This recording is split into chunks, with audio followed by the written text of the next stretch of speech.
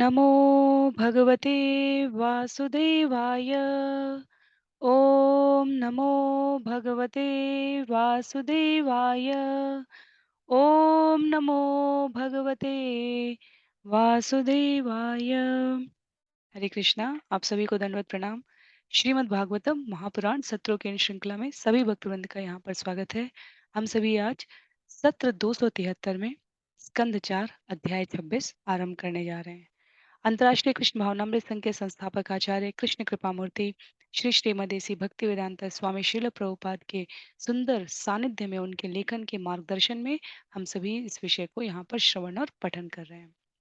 जैसा कि सत्रों का प्रारूप है, अध्याय की विषय सूची के द्वारा रूपरेखा समझते हुए मंगलाचरण का वाचन करते हुए हम लोग एक एक श्लोक को यहाँ पर अ, अपने शब्दों में वाचन करने का प्रयास करेंगे, अनुवाद को पढ़ेंगे और शिल प्रभुपाद भक्ति वेदांत स्वामी शिल प्रभुपाद द्वारा लिखे गए तात्पर्यों से इसको समझने का प्रयास करेंगे भक्तों के परस्पर संग में।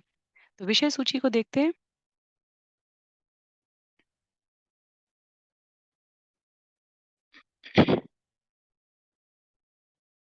अध्याय 26 जिसका नाम है राजा पुरंजन का आखेट के लिए जाना और रानी का क्रुद्ध हो जाना।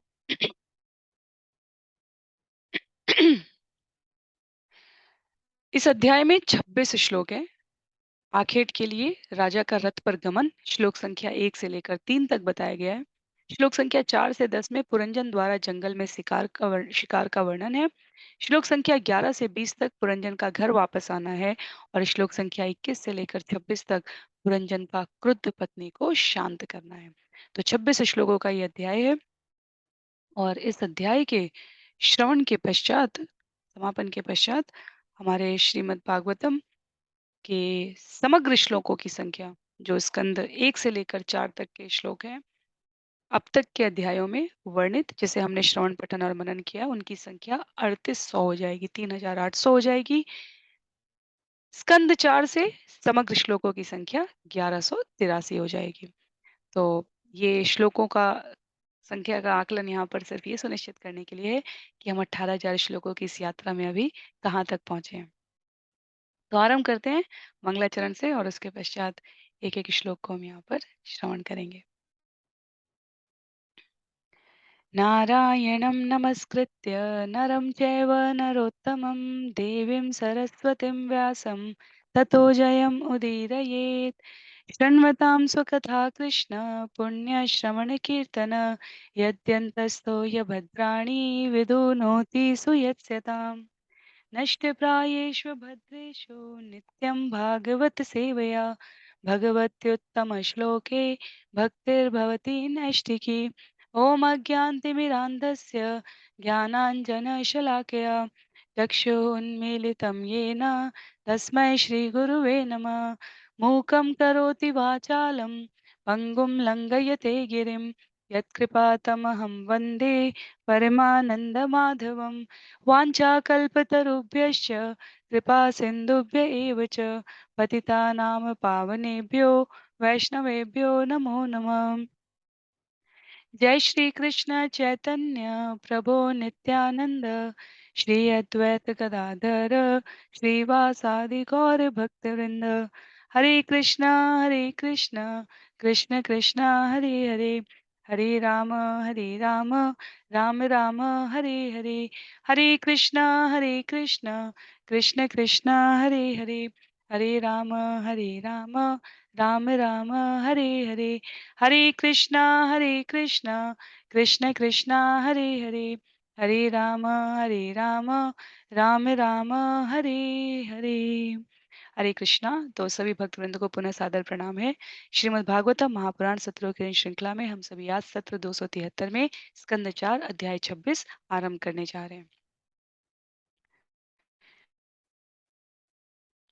जिनके पास पुस्तक है, मेरा सदैव की तरफ बहुत ही विनम्र अनुरोध रहेगा, आग्रह रहेगा कि आप पुस्तक का प्रयोग करें, श्लोकों का वाचन करें। संस्कृत के इन श्लोकों का वाचन जीवन से समस्त प्रकार की नकारात्मकताओं का नाश कर देता है, बुद्धि को आध्यात्मिक चेतना की ओर प्रबुद्ध करता है। संस्कृत हमारी देव भाषा है। स्कंद 4 अध्याय 26 श्लोक संख्या 1। राजा पुरंजन का आखेट के लिए जाना और रानी का क्रुद्ध होना। नारद उवाच स एकदा महेश्वासो रथं पञ्चाश्वमाशुगं द्विशं द्विचक्रमेकाक्षं त्रिवेणुं पञ्चबन्धुरम् स एकदा महेश्वासो रथं पञ्चाश्वमाशुगं द्विशं द्विचक्रमेकाक्षं त्रिवेणुं पञ्चबन्धुरम् एकरश्मेकदम् एकम् एकनीणं द्विकुबरं पञ्चप्रहरणं सप्त वरूथं पञ्चविक्रमं हेमोपस्करमारुह्य स्वर्णवर्माक्षयेषुधि एकादश चमूनाथ पञ्चप्रस्थम् अगाध्वनम्। नारद मुनि ने आगे कहा, हे राजन, एक बार राजा पुरंजन ने अपना विशाल धनुष लिया और सोने का कवच धारण करके तरकश में असंख्य तीर भरकर वह अपने 11 सेनापतियों के साथ अपने रथ पर बैठ गया, जिसे 5 तेज घोड़े खींच रहे थे, और पंचप्रस्थ नामक वन में गया। उसने अपने साथ उस रथ में 2 विस्फोटक तीर ले लिए। यह रथ 2 पहियों तथा एक घूमते हुए धुरे पर स्थित था। रथ पर 3 ध्वजाएं, एक लगाम, एक सारथी, एक बैठने का स्थान, 2 काठी जुए, 5 आयुध तथा 7 आवरण थे। यह रथ 5 भिन्न-भिन्न शैलियों से गति कर रहा था और उसके सामने 5 अवरोध थे। रथ की सारी साज सामग्री, सारी सज्जा सोने की बनी हुई थी। जितनी जितनी संख्याओं का खेल इन 3 श्लोकों में रचा गया है, उतनी हमें अन्यत्र श्रीमद् भागवतम में देखने को नहीं मिलेगी। जहाँ संख्या की बात है, वहाँ संख्या अवश्य रहेगी, पर पहेली के रूप में शरीर को कितने आश्चर्यजनक तरीके से व्यक्त किया जा सकता है, ये हम यहाँ पर नारद मुनि के शब्दों में श्रवण कर रहे हैं। तो श्लोक संख्या 1 से लेकर 3 तक आखेट के लिए राजा का रथ पर गमन प्रस्तुत किया गया है, और यहाँ पर नारद मुनि बता रहे हैं क्या कर रहे हैं। एक बार तो जितनी संख्याएं आई हैं यहाँ पर, चाहे चाहे 11 सेनापतियों का नाम है, चाहे पंचव्रस्थ नामक है, चाहे 5 घोड़े खींच रहे हैं, चाहे 2 विस्फोटक तीर है, इन सब का शरीर के संदर्भ में महत्व है। तो उसको हम यहाँ पर श्रवण करेंगे अभी। श्रील प्रभुपाद ने बहुत ही सुंदर तात्पर्य के माध्यम से इसको अभिव्यक्त किया है। सबसे पहले जीव का जो भौतिक शरीर बहिरंगा शक्ति के 3 गुणों के नियंत्रण में रहता है, उसके बारे में कहा गया है। सबसे पहले क्या कहा गया? ये शरीर रथ है और जीव ही इस शरीर का स्वामी है। यदि जीव निकल जाए, आत्म तत्व निकल जाए, तो शरीर का अपना कोई अस्तित्व नहीं है। तो भगवत गीता अध्याय 2 श्लोक संख्या 13 का उद्धरण देते हुए श्रील प्रभुपाद कहते हैं, देहिनो अस्मिन् यथा देहि। शरीर देह है और स्वामी देही अर्थात आत्मा कहलाती है। अब इस शरीर के भीतर, विशेषतः हृदय के भीतर जो आत्म तत्व विद्यमान है, उसको यहाँ पर देही कहा गया है। जीव एक सारथी द्वारा चलाया जाता है। तो रथ 3 गुणों से बना हुआ है। प्रकृति के तीनों गुण हैं, यंत्रारूढ़ानि मायया। यंत्र का अर्थ है वाहन, और ये जो शरीर प्रकृति द्वारा प्रदत्त है, इसका चालक है परमात्मा। जीव रथ के भीतर बैठा रहता है और ऐसी वास्तविक स्थिति में स्वयं को प्रस्तुत करता है। अब 3 गुण की बात हो रही है, सत, रज और तम। तो प्रत्येक जीवात्मा प्रकृति के 3 गुणों द्वारा मोहग्रस्त होती है। इन 3 गुणों को यहाँ पर रथ की 3 पताकाएं कहा गया है। पताका से कोई भी व्यक्ति जान सकता है, रथ की पताका से हमें इस बात का बोध होता है कि रथ किसका है। तो शरीर जिस प्रकार से रथ ये व्यवहार कर रहा है, उससे ये जाना जा सकता है कि रथ किसका है, किस दिशा में जा रहा है, सतोगुण, रजोगुण और तमोगुण।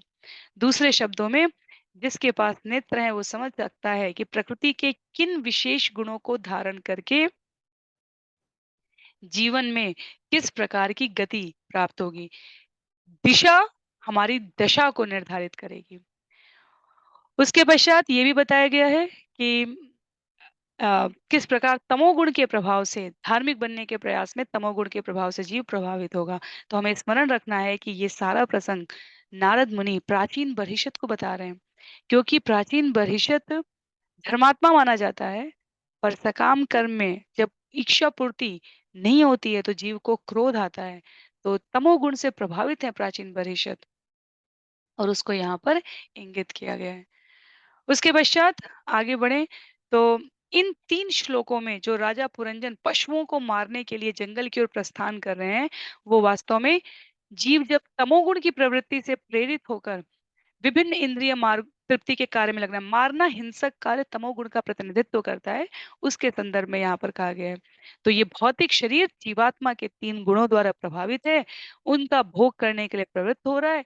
जैसे ही तमोगुण के संसर्ग में आएगा, तो निश्चित रूप से उसके अंदर आक्रामक प्रवृत्ति आ जाएगी। रजोगुण के प्रभाव में आएगा तो उसके अंदर प्रतिस्पर्धात्मक प्रवृत्ति आ जाएगी और सतोगुण के प्रभाव में आएगा तो सांसारिक भौतिक संक्रमण से अपने आप को परिशुद्ध करने में तत्पर हो जाएगा। तो सतोगुण भी वास्तव में धार्मिक अनुष्ठान स्तर इन सब क्रम में किए जा रहे हैं और शुद्ध तत्व की बात इन सब के ऊपर आती है। तो पुरंजन पशुओं का वध करने के लिए एक बार जा रहे हैं, इसका अर्थ हुआ कि पुरंजन तमोगुण के प्रभाव में आ गए और पंचप्रस्थ नामक जंगल में जा रहे हैं। पंच का अर्थ होता है 5 और ये 5 इंद्रियों का सूचक है। तो 5 कर्मेंद्रिय जो हमारी कही गई है, हाथ, पाँव, जीभ, गुदा तथा जननेंद्रिय। इन कर्मेंद्रियों का पूरा-पूरा लाभ उठाकर जीव भौतिक सुख भोगना चाहता है। हाथ, पाँव, जीभ हमारी बोलने के लिए गुदा तथा जननेंद्रिय और रथ को 5 घोड़े खींच रहे हैं तो कर्मेंद्रिय उस कार्य के लिए कहे जा रहे हैं और जो रथ को 5 घोड़े खींच रहे हैं वो ज्ञानेंद्रिय कही गई हैं, आँख, कान, नाक, त्वचा तथा जीभ। तो दोनों तरफ जा रही है जीभ हमारे यहाँ पे मुख कहा गया है उसके लिए। रसात्मक और विपणन 2 कार्य करती है जीभ। हमने पिछले सत्र में श्रवण किया था नगर के द्वार के रूप में, प्रजा के रूप में विस्तार में। तो यहाँ पर विपण और रसज्ञ दोनों का कार्य कर रहे हैं, अर्थात बोलने का भी कार्य कर रही है और रसास्वादन ज्ञानेंद्रिय में भी आ रही है और कर्मेंद्रिय को व्यक्त कर रही है। 2 विस्फोटक आयुध क्या हैं राजा पुरंजन के रथ में? उनको कहा गया है कि वो अहंकार, मेरी प्रवृत्ति, अहंकार और ममता। अहंकार के 2 भाव होते हैं, ये मैं हूँ और ये सब मेरे हैं, मैं और मेरा। तो वो 2 प्रवृत्तियाँ जो ममता और अहंकार के रूप में हैं, उसको यहाँ पर तुलना की गई है 2 विस्फोटक आयुधों से।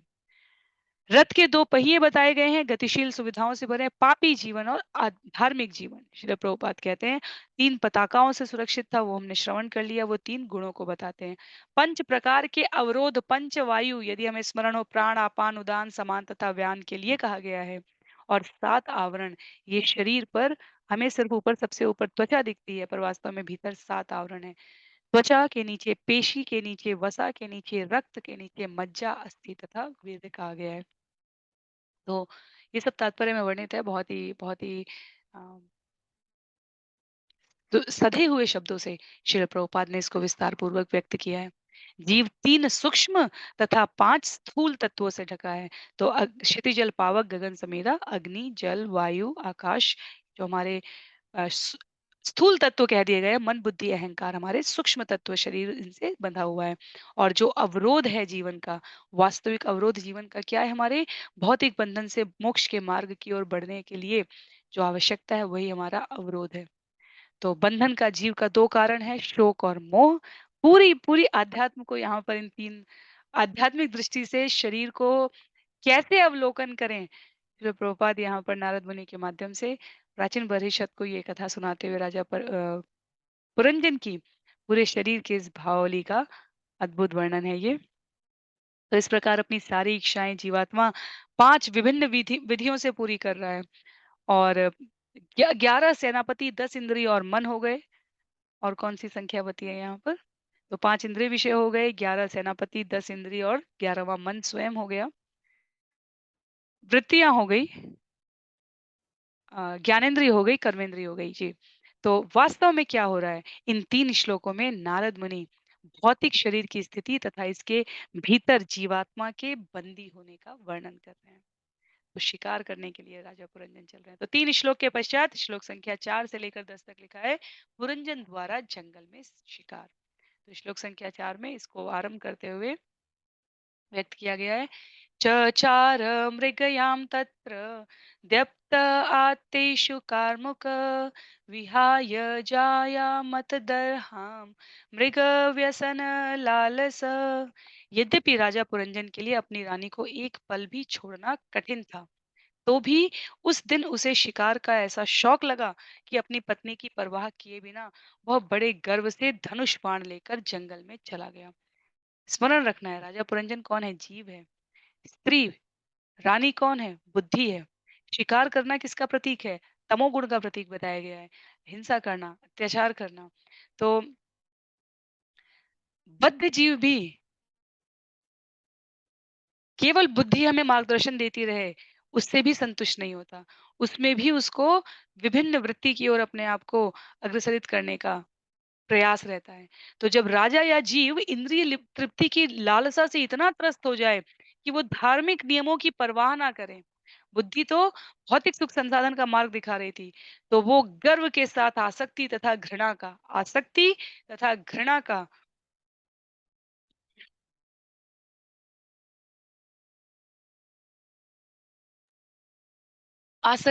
घृणा का जो धनुष बाण है उसे धारण कर लेती है।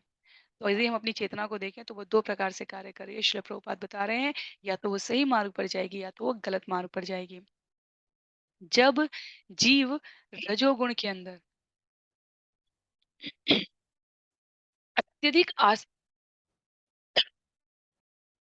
जब जीव रजोगुण के अंदर अत्यधिक आसक्त हो जाता है, तो उसे सही मार्ग त्याग कर गलत मार्ग की ओर अनुगमन करने में अधिक समय नहीं लगता।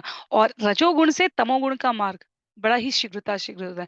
तमोगुण से रजोगुण पर आना भी आसान है, रजोगुण से तमोगुण पर भी जाना आसान है। मार्ग कौन-सा लिया जा रहा है, सही या गलत? रजोगुण से सतोगुण पर आना कठिन है और सतोगुण से शुद्ध पर आना अत्यंत कठिन है। शुद्ध से सत पे, सत से रज पे, रज से तम पर जाना अत्यधिक सरल है। इतनी जीवन में सतर्कता की आवश्यकता होती है, भाव की, वृत्ति की, गुणों के संसर्ग की। तो यहाँ पर 2 चेतना के जो 2 मार्ग हैं सही और गलत, उसमें जब रजोवृत्ति की अधिकता हुई, रजोगुण की प्रवृत्ति की, तो राजा अपने पद का गर्व करके सही मार्ग त्याग कर गलत मार्ग पर चल पड़ा। और श्लोक संख्या 5 में नारद मुनि इसको व्यक्त करते हुए कहते हैं, आसुरीं वृत्तिमाश्रित्य घोरात्मानिरनुग्रह न्यहनत् निशिते बाणे वनेषु वनगोचरान्। उस समय राजा पुरंजन आसुरी वृत्तियों के प्रभाव में आ गया था, जिसके कारण उसका हृदय कठोर तथा दयाशून्य हो गया था। अतः उसने अपने तीखे बाणों से बिना सोचे विचारे अनेक निर्दोष जंगली पशुओं का वध किया। बरहिषत, पुनः प्राचीन बरहिषत इसे कथा के रूप में सुन रहे हैं। और अध्यात्म का अर्थ व्यक्त करते हुए श्रील प्रभुपाद कहते हैं, जब मनुष्य अपने पद का गर्व ले लेता है, गर्वित हो जाता है, तो वह रजो तथा तमोगुण के प्रभाव में आकर बिना रोक टोक अपनी इंद्रियों का भोग करना चाहते हैं। मेरा मन, मैं ये कर सकता हूँ, मैं जो चाहूँ वो कर सकता हूँ, कर सकती हूँ। ये प्रवृत्ति आसुरी प्रवृत्ति है। आसुरी प्रवृत्ति में लोग निरीह, निर्दोष, मासूम पशुओं के प्रति दयावान नहीं रह जाते। फलतः वे अनेकों प्रकार के घोर निंदनीय कृत्य करते हैं। और कलयुग में तो रजो और तमोगुण में वृद्धि होने से लगभग सभी लोग आसुरी होते चले जाएंगे समयांतर पर। तो ये जो वर्तमान का समय है ना, कलयुग के प्रथम 10,000 वर्ष, इसको गोल्डन एज कहा जाता है, स्वर्ण युग कहा जाता है। ये वास्तव में जितना शीघ्रता से शीघ्रता संभव हो, जन्म जन्मांतर की इस प्रक्रिया से हमें प्रयास करना चाहिए कि हम अपने आप को निकाल सकें, जितना हो सके हरि नाम कर सकें, भगवत शास्त्रों का श्रवण कर सकें, प्रचार कर सकें, अपने आप को बिल्कुल कछुए की तरह, जैसा अध्याय 3 में वर्णन आता है, अपने आप को भगवत गीता में एकदम सिकोड़ के इंद्रियों का प्रयोग कितनी सतर्कता से करना है, जितना शीघ्रातिशीघ्र सीख लेंगे, हम लोग इस प्रकार के कलयुग के अत्यंत घृणित और दूषित प्रभाव से अपने आप को मुक्त रख पाएँगे। श्रील प्रभुपाद यहाँ पर थोड़ा-सा समय लेकर कलयुग में जीवों की अ, तमोगुण की प्रवृत्ति की व्याख्या करते हुए बहुत ही जो सुनने में इतना सुंदर नहीं लगेगा, अप्रिय लगेगा हमें, कि किस प्रकार असंख्य लोग पशुओं से भी बुरी दशा में मर रहे हैं, अनेकों प्रकार से नरसंहार किया जा रहा है।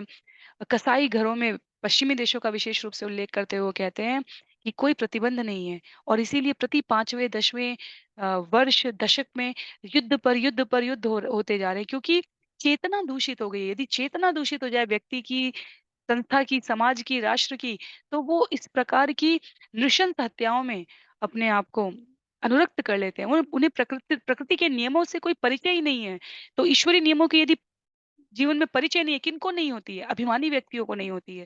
तो यदि परिचय नहीं है तो वे परवाह भी नहीं करेंगे, और जब परवाह नहीं करेंगे तो बेरोक-टोक कार्य करेंगे। फिर बुद्धि बिल्कुल आसुरी, अपना ही नाश करना, तमोगुण का प्रतीक कहा गया है आसुरी वृत्ति को, क्योंकि तमोगुण का जो व्यक्ति होता है, शास्त्र कहते हैं वो स्वयं का नाश करने पे उद्यत हो जाता है। रजोगुण वाला प्रतिस्पर्धात्मक तरीके से अन्यों का नुकसान किए बिना अपने लाभ की कामना करता है। तमोगुण वाला अन्यों का भी नुकसान करेगा, अपना भी सबसे पहले बढ़ के वो अपना ही नुकसान कर रहा होता है। तो इसीलिए जो 4 नियम कृष्ण भावनामृत चेतना में बताए जाते हैं, श्रील प्रभुपाद ने उल्लिखित किए हैं, उनका उद्देश्य क्या है? उसमें पशुवध, मांस भक्षण सभी प्रकार से निंदनीय कृत्य बताया गया है। कई बार लोग कहते हैं शाकाहारी में कि अंडे शाकाहारी होते हैं। जब जीव हम सभी मनुष्य रूप में, स्त्री शरीर में या पुरुष शरीर में हैं, जब एक निश्चित विधि विधान और व्यवस्था के अंतर्गत हम सभी संतान को जन्म देने की प्रवृत्ति की ओर उन्मुख होते हैं, तो कहीं बाहर से किसी प्रकार के भगवान की तरफ से कोई अन्य व्यवस्था शरीर में आवश्यक तत्व उपस्थित है जिससे जीव की उत्पत्ति होती है। उसी प्रकार अंडे के भीतर भी जीव उपस्थित है। हम कहें कि अभी जीव नहीं है तो ये सत्य नहीं है। तो शाकाहारी नहीं हमें बनना है, हमें सिर्फ़ प्रसादाहारी बनना है। भगवान को जो भोग लगा है, वो भोग हम स्वीकार करें, उसे प्रसादाहारी बनना है। शाकाहारी में भी आजकल अंडे को और अन्य अन्य अ, अभक्ष्य वस्तुओं को स्वीकृत बताया जा रहा है। तो अ, इस बात का हमें यदि संभव हो, तो अपने प्रयास से हमें विचार करना चाहिए। तो कृष्ण भावनामृत आंदोलन में पशुवध सभी तरीके से वर्जित है। मादक द्रव्य का सेवन बंद किया गया है। अवैध स्त्री-पुरुष संसर्ग को निंदनीय बताया गया। बिल्कुल इसकी अनुमति नहीं है और व्यसनों से जुआ खेलना इन सब से दूर रहने के लिए कहा गया है। क्यों? क्योंकि ये जीवन में चेतना का ह्रास कर देते हैं। ये दूषित मार्ग पर प्रवृत्त कर देते हैं। चाहे हमें प्रत्यक्ष रूप से अनुभव ना हो रहा हो, पर अप्रत्यक्ष रूप से हमारी चेतना निश्चित रूप से इन 4 कार्यों का यथोचित पालन ना करने से दूषित हो रही होती है। तो इस प्रकार से यहाँ पर राजा पुरंजन की मनोवृत्ति का उल्लेख किया गया है। तत्पश्चात श्लोक संख्या हेमे तीर्थेषु प्रतिदुष्टेषु राजा मेध्यान् पशून् वने यावद् अर्थमलं लुब्धो हन्यादीति नियम्यते। यदि राजा मांस खाने का अत्यधिक इच्छुक हो तो वह यज्ञ के लिए शास्त्रों में दिए गए आदेशों के अनुसार वन जाकर कुछ केवल वध्य पशुओं का वध करे। किसी को वृथा ही या बिना रोक-टोक पशुओं के वध की अनुमति नहीं है। वेद उन मूर्ख पुरुषों के द्वारा अंधाधुंध पशुवध को नियमित करते हैं, जो तमोगुण तथा अविद्या द्वारा प्रभावित होते हैं। तो वास्तव में जब वेदों के सीमित और विशिष्ट विधि श्लोकों का वर्णन करके ये कहा जाता है कि वेदों में पशु बलि स्वीकृत है, इसकी संस्तुति की गई है, ये अपूर्ण सत्य है। तमोगुण और रजोगुण की ओर जो अत्यधिक उन्मुख अम, मूर्ख पुरुष यहाँ पर अब देखिए जब हम कई बार स्त्रियों के लिए कुछ शब्द प्रयोग होता है तो हम कहते हैं शास्त्रों ने स्त्रियों के लिए ऐसा क्यों कहा। हम उसका सही सापेक्ष नहीं समझते और पुरुषों को शास्त्र कितनी कठोरता के साथ व्यवहार कर रहे हैं पुरुष शरीर के साथ। वो कह रहे हैं वेद उन मूर्ख पुरुषों के द्वारा, तो पुरुषों को भी यहाँ पर धिक्कारा गया है। तो शास्त्र, इसीलिए मैं हमेशा कहती हूँ शास्त्र समता विषमता की बात ना करते हुए श्रेष्ठता की, क्या प्रकृति के भगवान के द्वारा निर्धारित नियमों के अनुकूल है और क्या प्रतिकूल है? किस शरीर द्वारा स्त्री-पुरुष या स्त्री शरीर या पुरुष शरीर द्वारा की इतनी महत्ता नहीं है, जितनी करणीय और अकरणीय के भेद को सही प्रकार समझने की बात कही गई है। तो ये जो पूरी व्यवस्था है यहाँ पर, ये मांस खाने की, ये रजोगुण और तमोगुण की अत्यधिक प्रवृत्ति और उसमें भी बहुत सारे इतने नियम हैं कि अंततः जो ध्येय है, उद्देश्य है, वो इस बात को पुष्ट करने का है कि मांस भक्षण नहीं करना है। उसके पश्चात श्लोक संख्या 7 में कहा गया है य एवं कर्म नियतं विद्वान् कुर्वीत मानव कर्मणा तेन राजेन्द्र ज्ञानेन न स लिप्यते। नारद मुनि ने राजा प्राचीन बर्हिषत से आगे कहा, हे राजा, जो व्यक्ति शास्त्र अनुमोदित कर्मों का आचरण करता है वह सकाम कर्मों में लिप्त नहीं होता। तो बर्हिषत को कह रहे हैं यहाँ पर नारद मुनि की स्मरण रखिए कि जो व्यक्ति शास्त्र अनुमोदित कर्मों का, ये पहली बार नारद मुनि कह रहे हैं, पिछले अध्याय के 62 श्लोक का श्रवण और पठन करने के बाद हम यहाँ पर नारद मुनि के मुँह से पहली बार सुन रहे हैं।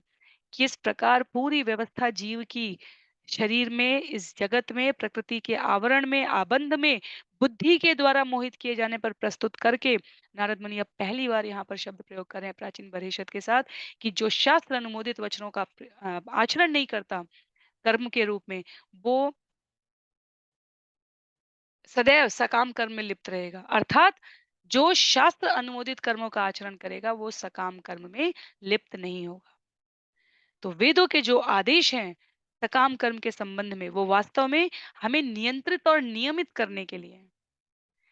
यदि स्वभाव से मनुष्य अपने आप को इंद्रिय भोग में लगा रहा है, तो वेदों के आदेश उसको नियमित और नियंत्रित तरीके से करने को कह रहे हैं। पर अंततः इसीलिए कहा गया, वेदों का अंतिम उद्देश्य भगवान को समझना है। अंततः अपने कर्मों को भगवान को समर्पित करने की बात की गई है। यज्ञार्थात कर्मणः, श्रील प्रभुपाद तात्पर्य भगवत गीता अध्याय 3 श्लोक संख्या 9 का उदाहरण देते हुए कह रहे हैं कि अंततः जब जीव वैदिक नियमों के अर्थ को समझ जाता है, तो वो अपने कर्म और उसके फल बंधन में नहीं फंसने का प्रयास करता। अन्यथा जन्म मृत्यु जरा व्याधि के बंधन में फंस जाना अत्यधिक आसान है। तो वैदिक नियमों का अ, अनुपालन, अनुसरण, आचार्यों के मार्गदर्शन में करने से हम अपने आप को सकाम वृत्ति से विलग रख सकते हैं। उसके पश्चात श्लोक संख्या 8 में अन्यथा कर्म कुर्वाणो मानारूढ़ो निबध्यते गुण प्रवाह पतितो नष्ट प्रज्ञो व्रजत्यथ। अन्यथा जो मनुष्य मनमाना कर्म करता है, वह मिथ्या अभिमान के कारण नीचे गिर जाता है और इस तरह प्रकृति के तीनों गुणों में फंस जाता है। इस प्रकार से जीव अपनी वास्तविक बुद्धि से रहित हो जाता है और जन्म मृत्यु के चक्र में सदा सदा के लिए खो जाता है।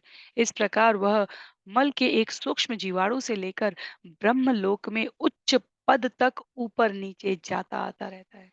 बिल्कुल स्ट्रेट टू द पॉइंट।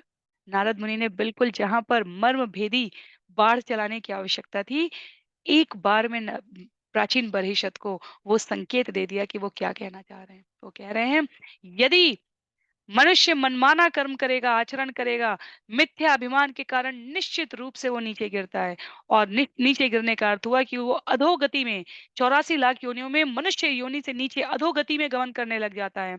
अपनी वास्तविक बुद्धि से रहित हो जाता है, प्रकृति के तीनों गुणों में फंस जाता है और हमेशा के लिए जन्म मृत्यु के चक्कर में बंधा हुआ मल के एक जीवाणु से, जो त्याज्य पदार्थ है शरीर से विष्ठा के रूप में, उसमें भी जो कीड़े होते हैं, वहां से लेके ब्रह्मलोक तक पूरे 14 लोकों में जितनी ये योनियों के बारे में कहा जा रहा है, वहां तक गमन करता रहता है। कथा आती है, कृष्ण पुस्तक में बताया गया है कि रुक्मिणी के साथ बैठे हुए भगवान एक बार मुस्कुरा रहे होते हैं। रुक्मिणी पूछती हैं क्या देख के मुस्कुरा रहे हैं या सोच के मुस्कुरा रहे हैं, और भगवान ने वहां पर कहा है कि मैं इस चींटी को देख रहा हूँ, जो एक मिश्री का कण अपने साथ रखकर चढ़ने का प्रयास करे। चढ़ कहाँ रही थी? सामने एक पात्र रखा हुआ था, पीतल का एक ग्लास रखा हुआ है, उस पर चढ़ने का प्रयास कर रही है और वहां चढ़ के भी क्या जाएगी? कहाँ जाएगी? क्या गति है? इस शरीर का, मनुष्य शरीर प्राप्त करने पर यही भी यदि हम उपयोग नहीं कर रहे हैं, तो हमारी गति इतनी वृथा है, कोई मूल्य नहीं है। तो अन्य योनियों में जब हमें आत्म तत्व का ज्ञान ही नहीं होगा, तो हमारी क्या गति होगी? तो भगवान हँसते हैं और कहते हैं, ये चींटी 28 बार इंद्र पदवी को सुशोभित कर चुकी है। तो ये जीव की गति है। यदि हम इस शरीर का महत्व नहीं पहचानेंगे, तो निम्नतम योनि से लेकर उच्च पद तक इस भौतिक जगत में आते जाते रहेंगे। बहुत विचार की हमें आवश्यकता है, पल प्रतिपल अत्यंत सतर्क रहने की आवश्यकता है। कलयुग के लिए संस्तुति करते हुए कहा गया है, हरे नाम हरे नामेव केवलम, कलौ नास्तेव नास्तेव नास्तेव गति अन्यथा। जिस क्षण हम ये सब श्रवण करते हैं, हमें ये सब कुछ बिल्कुल यथार्थ, सही और पालन करने योग्य लगता है। पर जैसे ही हम इस श्रवण के आवरण से स्वयं को विलग करते हैं, समस्त प्रकार की भौतिक इच्छाएं, आकांक्षाएं हमारे ऊपर प्रहार करना आरंभ कर देती हैं। इसलिए मुखारविंद का प्रयोग सदा सर्वदा हरिनाम उच्चारण में रखें, ताकि हमारी चेतना एक निष्ठ बनी रहे। अब आगे कथा को बढ़ाते हुए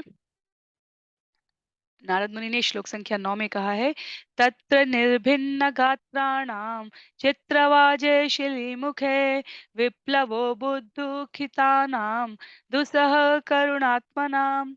जब राजा पुरंजन इस प्रकार आखेट करने लगा, तो तीक्ष्ण बाणों से बिंध कर जंगल में अनेक पशु अत्यधिक पीड़ा से अपने प्राण त्यागने लगे। राजा के इन विनाशकारी निर्दयता पूर्ण कार्यों को देखकर दयालु पुरुष अत्यंत खिन्न हो गए। इस प्रकार के दयालु पुरुष ये सारा वध देख कर सहन नहीं कर सके। जब आसुरी प्रवृत्ति के लोग इस प्रकार का कार्य करते हैं, तो जो सद्वृत्ति वाले लोग हैं, वो निश्चित रूप से मर्मांतक पीड़ा से अपने आप को अम, पीड़ित अनुभव करते हैं। तो देवता या भगवान भी इससे आहत होते हैं।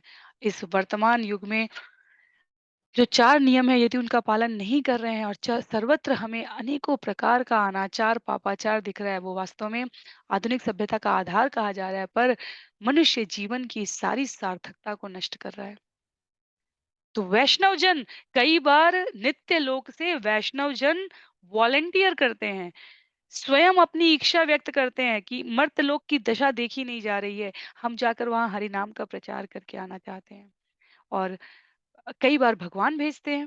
भगवान ने तो कहा ही है कि कई बार वो स्वयं भेजते हैं। तो ये जो कृष्ण भावनामृत आंदोलन का प्रचार-प्रसार विभिन्न वैष्णव संप्रदायों द्वारा जो स्वीकृत, अधिकृत संप्रदाय उनके द्वारा किया जा रहा है, उसका एकमात्र उद्देश्य अपने आप को, अपनी चेतना को स्थिरमति रखते हुए किसी भी प्रकार के अनाचार, पापाचार से संबद्ध ना करने के लिए है। उसके पश्चात और जो ऐसा नहीं करेगा उसके साथ क्या होगा? वो निश्चित रूप से भोगेगा। जिसे हम कहते हैं ना भोग जैसा कर्म करोगे वैसा फल देगा भगवान। हम भगवत गीता कह रही है सारे कर्म फल को भी भगवान को समर्पित कर दो ताकि उसकी भी चिंता न रहे कि कौन सा फल भोगने वाले हैं हम। क्यों? क्योंकि अपने स्वयं के कर्मों से हम अपने फल का आकलन नहीं कर सकते।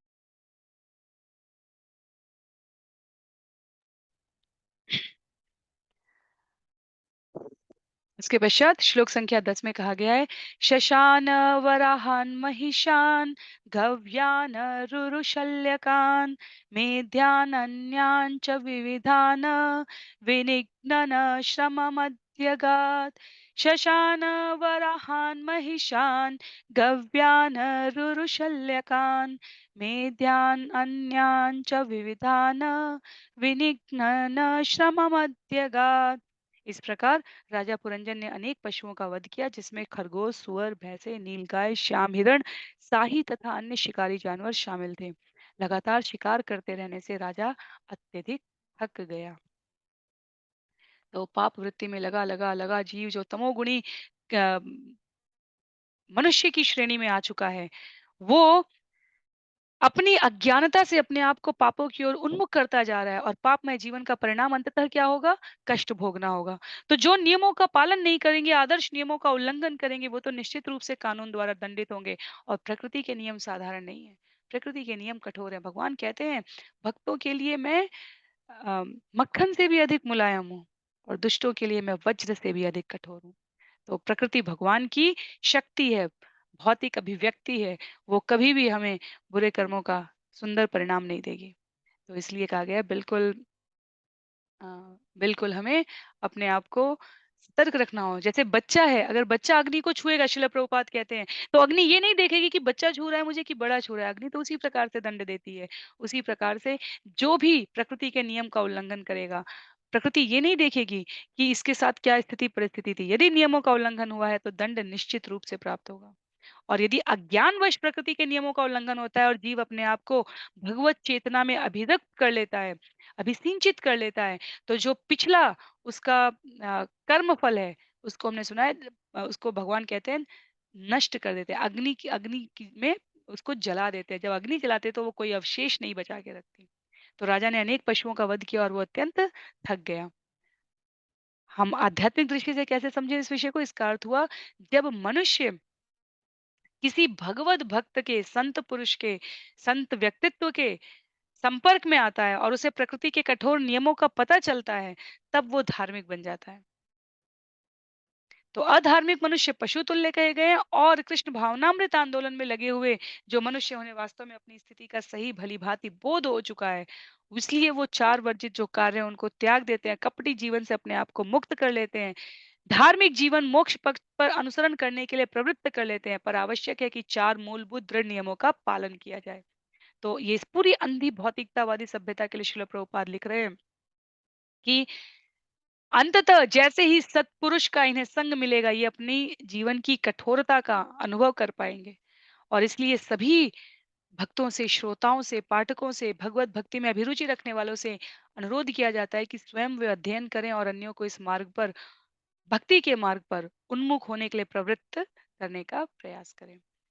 इसके पश्चात विषय सूची के इस प्रारूप में श्लोक संख्या 11 से लेकर 20 तक पुरंजन के घर वापसी का वर्णन किया गया है। तो श्लोक संख्या 11 में कहा गया है, श्रीमद् भागवतम में यहाँ पे उल्लेख करते हुए, ततः शुत्रट परिश्रांतो निवृत्तो गृहमेवान् कृतस्नानोचिताहार संविवेश गतक्लमः। इसके बाद अत्यंत थका मांदा भूखा एवं प्यासा राजा अपने राजमहल लौट आया। लौटने के बाद उसने स्नान किया और यथोचित भोजन किया। तब उसने विश्राम किया और इस तरह सारी थकान से मुक्त हो गया। तो किसकी बात हो रही है? इस भौतिक जगत में इतना अंधाधुंध कर्म करना कि जीव थक जाए और पूरे सप्ताह परिश्रम से, श्रील प्रभुपाद कहते हैं, भौतिकतावादी मनुष्य कार्य करता है और फिर सप्ताहांत में छुट्टी लेकर किसी एकांत स्थल पर जाकर विश्राम करके पुनः अपने आप को इस भौतिकतावादी प्रवृत्ति में संलग्न करने के लिए तैयार कर लेता है। तो यदि हम विचार करें तो हम सबकी लगभग यही गति होती है। इसलिए जैसे ही सप्ताहांत शुरू होने को आए, प्रयास करना चाहिए जितना हो सके आध्यात्मिक गतिविधियों में लग जाएं। जब सप्ताह चल भी रहा है हमारा, कार्य प्रतिदिन के चल रहे हैं, तो भी जीवन के प्रत्येक दिन का एक निश्चित समय, एक निश्चित अवसर, इसलिए अध्यात्म में अपने आप को अनुप्रेरित करने के लिए कहा जाता है, ताकि ये जो थकान, श्रांत, क्लांत अनुभव है हमारा, ये हम इससे अपने आप को विरत रख सकें।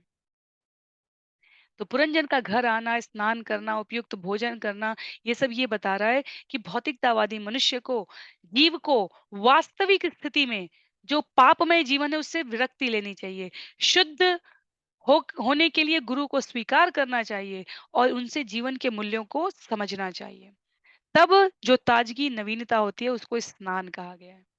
तो घर आने का अर्थ हुआ, घर आने का अर्थ क्या हुआ? घर आने का अर्थ हुआ गुरु की शरण में आने का। स्नान करने का अर्थ क्या हुआ? नवीनता, ताजगी का अनुभव करना, जीवन के मूल्यों को समझना, गुरु को स्वीकार करने का, शुद्ध होने का प्रयास करना।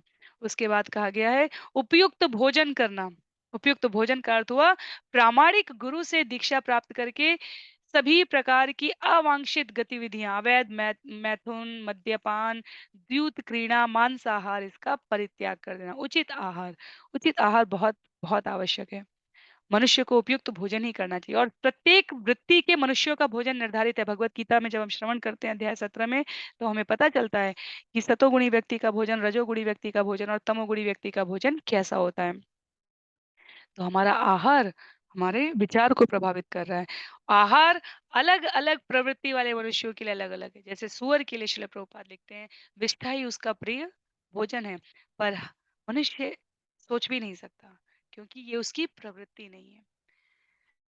तो पुरंजन का घर आना अर्थात गुरु की शरण लेना, पुरंजन का स्नान करना अर्थात गुरु के मुख से जीवन मूल्यों के, आध्यात्मिक तत्वों को समझकर नवीनता, ताजगी प्राप्त करना। तो स्नान करना, ताजगी करना। उसके बाद उपयुक्त आहार, उपयुक्त आहार का लेना क्या नहीं चाहिए जीवन में। तो मद्यपान और तीनों बाकी चीजें नहीं चाहिए हमें जीवन में। तो हमें क्या करना है, हमें अपने जीवन को अम, चेतना युक्त बनाना है, ऐसा श्रवण करना है, ऐसा पठन करना है, ऐसा व्यवहार करना है।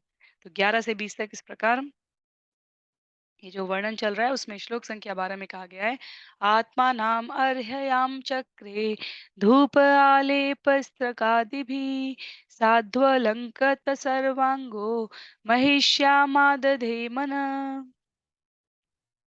तत्पश्चात राजा पुरंजन ने अपने शरीर में उपयुक्त आभूषण धारण किए।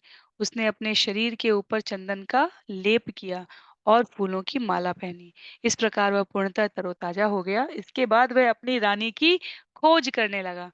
तो मनुष्य की उत्तम चेतना जागृत हो रही है। उसने साधु पुरुष को गुरु बनाया है। साधु पुरुष को गुरु बनाने से, वैदिक उपदेश सुनने से, कथा, भक्त, आख्यान, ईश्वर और उनके भक्तों के संग सेवा करने से जीवन में क्या आने लगता है? जीवन में ताजगी का अनुभव होने लगता है, सद्गुणों को धारण करने लगता है जीव। जब हम किसी के साथ कार्य करने के लिए सहमति दिखाते हैं, तब वास्तव में हम कई प्रकार के दुर्गुणों को दबाते हैं। हम अहंकार को दबाते हैं, झूठे अभिमान को दबाते हैं, हम स्वयं को श्रेष्ठ समझने के भाव को दबाते हैं, हम तितिक्षस्व, हम धैर्यशील हो जाते हैं। सब कुछ हमारे मन से ही नहीं होगा, सब श्रेष्ठतम हमें ही नहीं प्राप्त होगा। तो ये क्या है? शरीर में चंदन लेपन करना, आभूषण पहनने का अर्थ हुआ गुणों को धारण करना। तो ये जो अलंकरण है, इनकी धार्मिक तथा आत्मज्ञान के संदर्भ में ये व्याख्या श्रील प्रभुपाद यहाँ पर तात्पर्य में व्यक्त कर रहे हैं। तो नरोत्तम दास ठाकुर का उल्लेख किया है श्रील प्रभुपाद ने। उन्होंने कहा है, साधु शास्त्र गुरु वाक्य चित्ते ते करिया ऐक्य। यदि हम साधु पुरुष बनना चाहते हैं या अपनी मूल कृष्ण चेतना को प्राप्त करना चाहते हैं, तो हमें साधु शास्त्र तथा गुरु की संगति करनी चाहिए। तो ये प्रक्रिया है, ये प्रोसेस है, ये चुटकी बजाकर, भभूत देकर अम, या किसी अन्य क्रिया से ठीक करने वाली बात नहीं है। ये स्वयं के प्रयास से अपनी चेतना को जागृत करने की स्थिति बताई गई है। श्लोक संख्या 13 में तृप्त ह्यष्ट सुदृप्तश्च कंदर्पाकृष्ट मानस न व्यचष्ट वरारोहाम गृहिणीम गृहमेधिनीम। भोजन कर लेने तथा अपनी भूख और प्यास बुझा लेने के बाद पुरंजन को मन में कुछ प्रफुल्लता हुई। वह उच्चतर चेतना तक न पहुंचकर कामदेव द्वारा मोहित हो गया और उसे अपनी पत्नी को ढूंढने की इच्छा हुई, जिसने उसे गृहस्थ जीवन में प्रसन्न रख रखा था। तो नारद मुनि प्राचीन वरिष्ठ को पुरंजन की कथा सुना रहे हैं, पर पुरंजन की इस कथा के माध्यम से नारद मुनि के वचनों में आध्यात्म तत्व क्या है, उसे श्रील प्रभुपाद यहाँ तात्पर्य में व्यक्त कर रहे हैं। वो कह रहे हैं, जब मनुष्य कृष्ण चेतना तक ऊपर उठने के लिए प्रयास करता है, दीक्षा लेता है, अपनी आदतें बदल लेता है, शास्त्रों में वर्णित शाकाहारी वस्तुएं ग्रहण करने लग जाता है, तब भी कभी कभी ऐसा हो जाता है कि दीक्षा प्राप्त पुरुष प्रसाद के नाम पर अत्यधिक भोजन ग्रहण करने लगे, अपने पूर्व पापमय कर्म के द्वारा कामदेव की ओर आकृष्ट हो जाए, अर्थात स्त्री तत्व की ओर या स्त्री पुरुष तत्व की ओर, और उनमें इंद्रिय तृप्ति की लालसा जागृत हो जाए। तो स्थिरता का जो अभाव है उसका यहाँ पर भावी संकट की ओर संकेत करते हुए श्रील प्रभुपाद कह रहे हैं कि यदि प्रयास करते हुए आगे बढ़े और नव दीक्षित भक्त अपने आप को रोक लिया, अर्थात काम के प्रभाव में आ गया, तो ऐसा नहीं है कि उसकी चेतना वहाँ पर व्यर्थ होने जा रही है। इसलिए अध्यात्म एक ऐसा विषय है जहाँ कुछ हानि नहीं है। इस जन्म का बैंक बैलेंस नाम जप का, कथा श्रवण का अगले जन्म में बिल्कुल वहीं उसके आगे से आरंभ होगा। तो यदि हम उसको संख्या के रूप में मापे, तो जहाँ हमने 10 लाख, 10 करोड़, 100 करोड़, अरब, खरब, जहाँ पर भी हमने अपने भक्ति यात्रा को रोका है, अगले जन्म में वो उस अरब, खरब के आगे से ही शुरू होगा जहाँ पर हमने रोका है, ज़ीरो से नहीं शुरू होगा। ये हमें इतना उत्साह देता है, क्योंकि जब हम देखते हैं यहाँ पर सब कुछ भौतिक जगत में नष्ट होने वाला है, उसमें इस प्रकार की बातें, इस प्रकार के शास्त्र अनुमोदित वचनों को सुनना वास्तव में भक्ति के पद से जो नीचे गिर गए हैं, उनको भी पुनः संभाल कर उठाकर लेके चलने में सहयोगकारी है। तत्पश्चात श्लोक संख्या 14 में वर्णन किया गया है, अंतःपुरस्त्रियो प्रेक्षन् द्विमना इव वेदिशत् अपि वह कुशलम रामाशेश्वरीणाम यथा पुरा। उस समय राजा पुरंजन कुछ कुछ उत्सुक हुआ और उसने रनिवास की स्त्रियों से पूछा, हे सुंदरियों, तुम सब अपनी स्वामिनी सहित पहले के समान प्रसन्न तो हो? तो जीव ने गुरु दीक्षा और नाम जप सब करना शुरू कर दिया है और अपने आप को वो इस प्रकार से अम, लुभा रहा है कि मैं तो हर समय भगवान की इच्छा, भगवान की प्रसन्नता के लिए कार्य कर रहा हूँ। पर बुद्धि माता है, राजा के रूप में जीव विश्रांत हो चुका है और फिर भी अपनी पत्नी के बारे में यहाँ पर पूछ रहा है, अर्थात बुद्धि कैसे है? बुद्धि ठीक तो है, बुद्धि के मार्ग से अनेक जो चिंताएं आकांक्षाएं हैं वो ठीक तो हैं। तो एक तरीके से ये कहा जा रहा है कि यदि भक्ति श्रेष्ठ व्यापार में अनुरक्त करने के लिए जीव ने स्वयं को उन्मुख नहीं किया है, तो वो इंद्रिय विषयों से विरक्त नहीं हो पाएगा। केवल सब छोड़कर ये कह देना कि हम अम, एकांतवास करेंगे, व्यावहारिक रूप से कार्य नहीं करेंगे, वो इंद्रिय तृप्तियों को कभी भी संतुष्ट नहीं करेगा। उसके पश्चात श्लोक संख्या 15 का वर्णन आता है, न तथैर्तहि रोचन्ते गृहेषु गृहसम्पद यदि न स्याद् गृहे माता पत्नी वा पतिदेवता व्यंगे रथ इव प्राज्ञ को नामासीत दीनवत्। राजा पुरंजन ने कहा, मेरी समझ में नहीं आ रहा है कि मेरे घर का सारा साज सामान पहले की भांति है, मुझे अच्छा क्यों नहीं लग रहा है। मैं सोचता हूँ यदि घर में माता अथवा पति परायण पत्नी ना हो, तो घर पहियों से विहीन रथ की भांति प्रतीत होता है। ऐसा कौन मूर्ख है जो ऐसे व्यर्थ के रथ पर बैठेगा। तो बुद्धि थोड़ी सी शुद्ध है, माया के फिर भी प्रभाव में है, कामदेव की इच्छा आकांक्षा से वशीभूत है राजा, अर्थात जीव। तो वो कह रहे हैं अपने आप को कि मुझे ये सब कुछ अब थोड़ा भिन्न लग रहा है। ये सब कुछ अब अ, पूर्णतया क्योंकि क्योंकि हो क्या रहा है यहाँ पर, बुद्धि के द्वारा पथ प्रदर्शन प्राप्त ना करके संत महापुरुषों के कृष्ण भावनामृत चेतना में अनुरक्त व्यक्तियों के संग में रहकर आ रहा है। तो जीव अब अपने आप को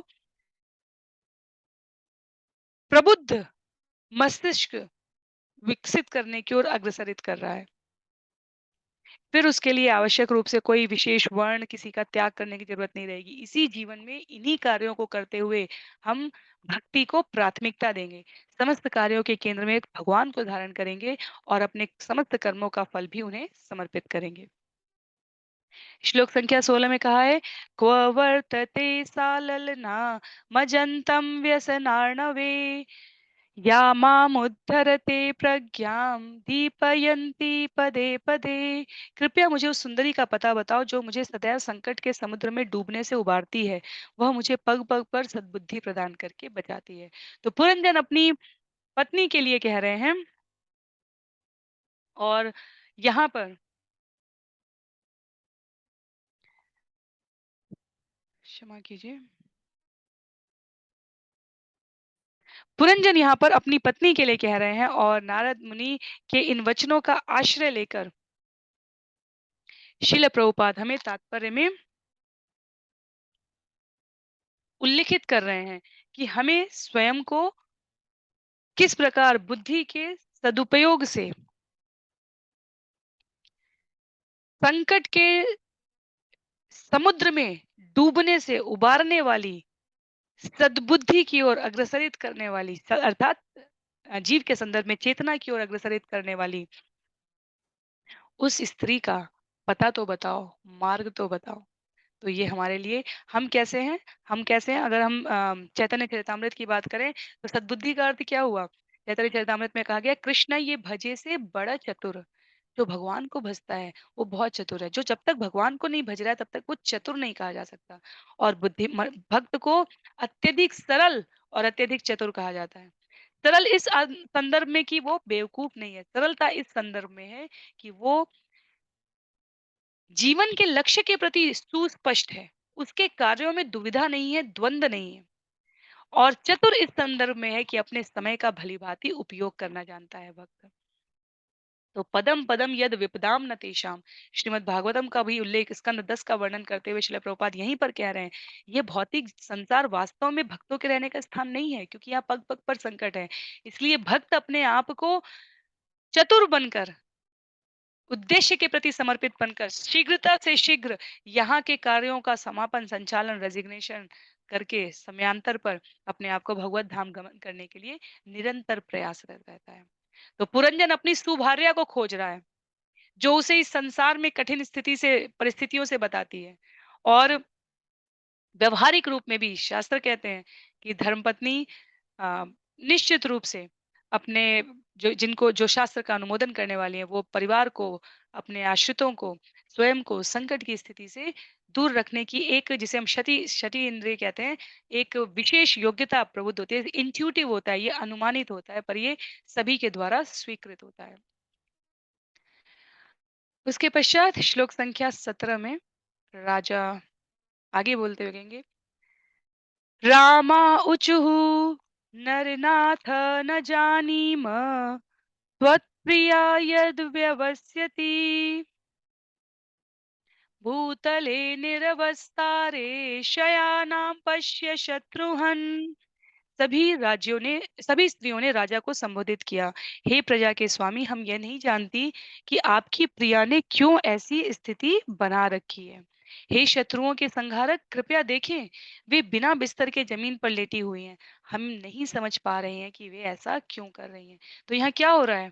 यहाँ पर राजा पुरंजन अपनी पत्नी को ढूंढ रहे हैं और स्त्रियां कह रही हैं। स्त्रियां कौन है?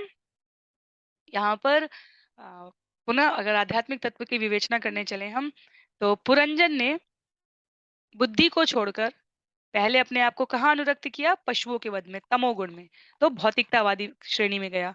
उसके पश्चात भक्ति को जीवन में आश्रित करने के लिए अपने आप को भक्ति के जीवन में स्वयं को आश्रित करने के लिए, अपने आप को अग्रसरित करने के लिए,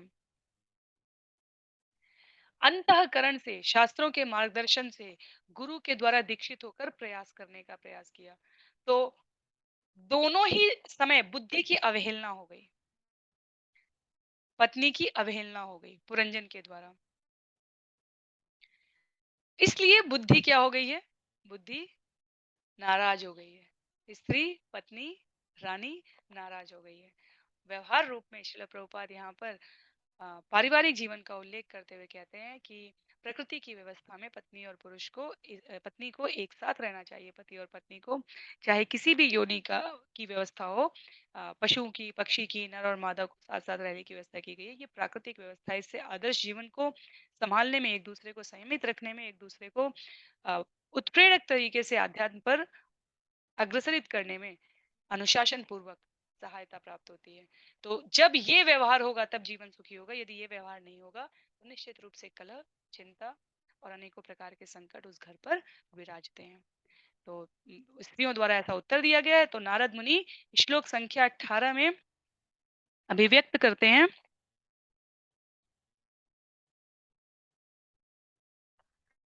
नारद उवाच पुरञ्जन स्वमहिषीम् निरीक्ष्यावधूतां भुवि तत्सङ्गोन्मथित्यानो वैक्लव्यम परमं ययो। महर्षि नारद ने कहा, हे राजा प्राचीन बरही, जैसे ही राजा पुरंजन ने अपनी रानी को अवधूत की भांति पृथ्वी पर लेटे हुए देखा, वह तुरंत मोहग्रस्त हो गया।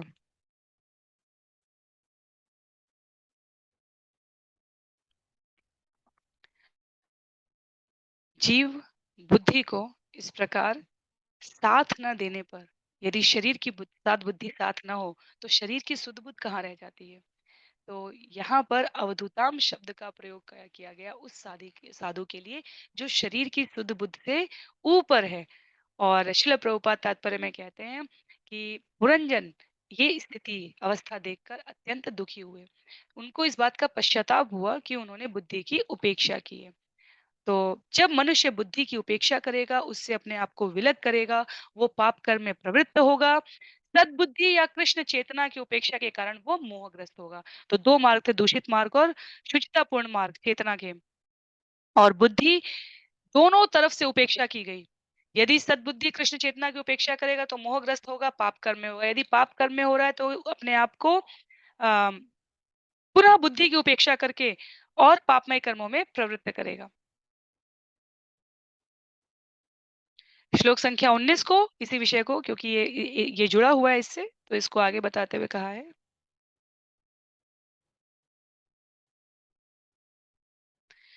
शान्तवयं श्लक्षणया वाचा हृदयेन विधूयताम् प्रेयस्या स्नेहसंरम्भम् अलिङ्गमात्मनि नाभ्यगात्।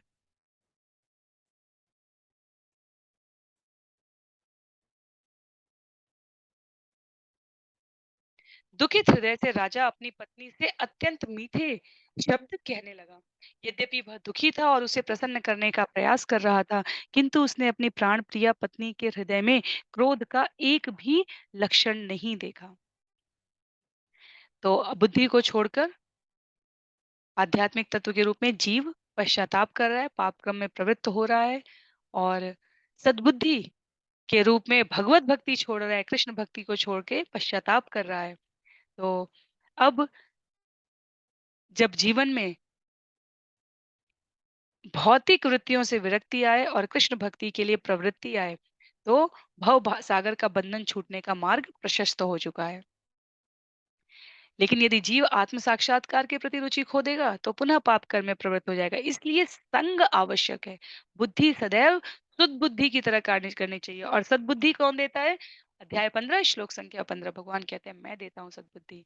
तो हमें जीवन के समस्त मार्गों के, समस्त कार्यों के, समस्त उपक्रमों के जो भी हम कर रहे हैं, उसके केंद्र में बुद्धि को ध्यान पूर्वक भगवत प्राप्ति के लिए लगाना है। अन्यथा भक्ति से विहीन जीवन के सारे कार्य वृथा है। ये जीवन को निश्चित रूप से पराजय और दुरुपयोग की ओर लेकर जाएंगे। कथा हम पुरंजन की सुन रहे हैं, पर अनुभूति हम सबको अपने व्यावहारिक वास्तविक जीवन में सरलता से प्राप्त हो सकती है इस इन बिंदुओं पर। जब भी बुद्धि हमारी सद्मार्ग की ओर प्रविष्ट नहीं होगी, उससे जब भी परिणाम निकलेगा, जो भी परिणाम निकलेगा वो पाप युक्त होता है। पाप मुक्त करने के लिए हमें कृष्ण को केंद्र में रखना ही होगा, हमारे पास और कोई विकल्प ही नहीं है। तो श्लोक संख्या 20 में कहा गया है, अनुनिन्येऽथ शनके वीर अनुनय कोविद परस्पर्शपादयुगलमाह चोत्संगलालिताम्। चूँकि राजा मनाने में अत्यंत निपुण था, अतः उसने रानी को धीरे-धीरे मनाना प्रारंभ किया। उसने पहले उसके दोनों पाँव छुए, फिर उसका आलिंगन किया और अपनी गोद में बैठाकर इस प्रकार कहना आरंभ किया। तो श्लोक संख्या 20 तक वास्तव में पुरंजन के घर वापस आने का वर्णन है। यहाँ पर मनुष्य के रूप में जीव के लिए कहा जा रहा है कि अपने पूर्व कर्मों के लिए पहले पश्चाताप करना चाहिए, जो कृष्ण भक्ति से जागृत करने के बाद जीवन में अनुभव आता है। पत्नी को मनाने का अर्थ ये हुआ कि अपनी इंद्रियों का प्रयोग धीरे-धीरे हमें भगवान की प्रसन्नता में अनुरक्त करना चाहिए। प्रहलाद महाराज के जो सुंदर शिक्षाएँ हैं, उसका उल्लेख करते हुए श्रील प्रभुपाद यहाँ पर कह रहे हैं, भागवतम स्कंद 7 अध्याय 5 श्लोक संख्या 32 को। नैषां मति तावदुरुक्रममाङ्घ्रि स्पर्शत्यनर्थपगमो यथर्थ महीयशां पादरजोऽभिषेकं निष्किञ्चनानां न वृणीत यावत्।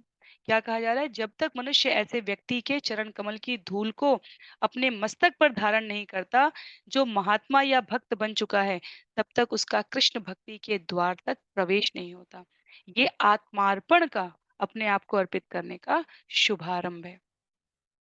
तो कोरे ज्ञान से कृष्ण भक्ति जागृत नहीं होती। इसीलिए शास्त्र, भगवत गीता, श्रीमद् भागवतम, चैतन्य चरितामृत, इन्हें विज्ञान कहा गया है। ज्ञान को व्यवहार रूप में प्रयोग करने की बात। तो प्रामाणिक गुरु की शरण में जाकर हमें इसकी बुद्धि आती है, इसका विवेक आता है। श्लोक संख्या 21 से लेकर 26 तक पुरंजन का क्रुद्ध पत्नी को शांत करने का यहाँ पर वर्णन किया गया है। तो श्लोक संख्या 21 कहते हैं, पुरंजन कहते हैं, पुरंजन उवाच नूनं त्वकृत पुण्यास्ते भृत्या येष्वेश्वराशुभे कृतागः स्वात्मसात् कृत्वा शिक्षा दंडम न युञ्जते। राजा पुरंजन ने कहा, हे सुंदरी, जब स्वामी किसी मनुष्य को दास रूप में स्वीकार तो कर लेता है, किंतु उसके अपराधों के लिए उसे दंड नहीं देता, तो उस दास को समझना चाहिए कि वो अभागा है। तो ये आत्मसमर्पण की बहुत खड़ी पंक्ति है। और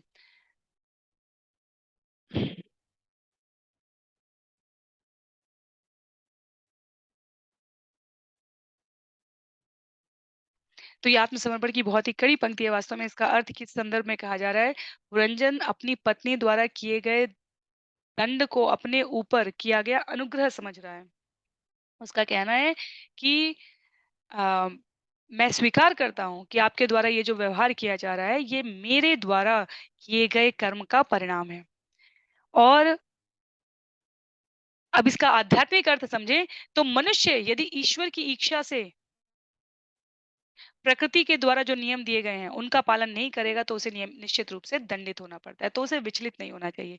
इसीलिए जब कहा जाता है कि अच्छे लोगों के साथ हम बुरा क्यों देखते हैं या बुरे लोगों के साथ अच्छा क्यों देखते हैं, वास्तव में वो केवल जो प्रत्यक्ष रूप से प्रत्यक्ष प्रमाण अपने आप में पर्याप्त नहीं होता है। जो हम वर्तमान में देख रहे होते हैं, वही भूत का आकलन नहीं होता है। भूतकाल में परिस्थितियों वश, स्थितियों के संसर्ग में आकर, गुणों के प्रभाव से युक्त होकर जीव ने किस प्रकार के कर्म किए हैं, उसका बोध नहीं होता। और उस क्रम में यदि प्रकृति के नियमों से दंडित भी होना पड़े, इसीलिए भक्त किसी भी प्रकार के कष्ट को भगवान का अनुग्रह मानता है। उसका कहना है, यदि जीवन में सुख है, तो वो भगवत कृपा है। यदि जीवन में दुःख है, तो वो हमारे प्रारब्ध का परिणाम है। वर्तमान में हम जो कर्म करेंगे, उससे हमारा आगे का प्रारब्ध बन रहा है। भूतकाल में जो कर्म हो चुके हैं, वो हमें सुख और दुःख के रूप में, हानि और लाभ के रूप में, यश और अपयश के रूप में निश्चित रूप से प्राप्त होंगे। उसको हम बदल नहीं सकते, इसलिए अपनी दृढ़ वृत्ति को हमें भगवत भक्ति में अनुरक्त करना है। तो स्वामी का सेवक को दंड देने का जो नियम कहा जा रहा है, वो इस संदर्भ में है कि यदि दंड दिया जाएगा, तो बुद्धिमान व्यक्ति फिर कभी उस दुष्कर्म को करेगा नहीं।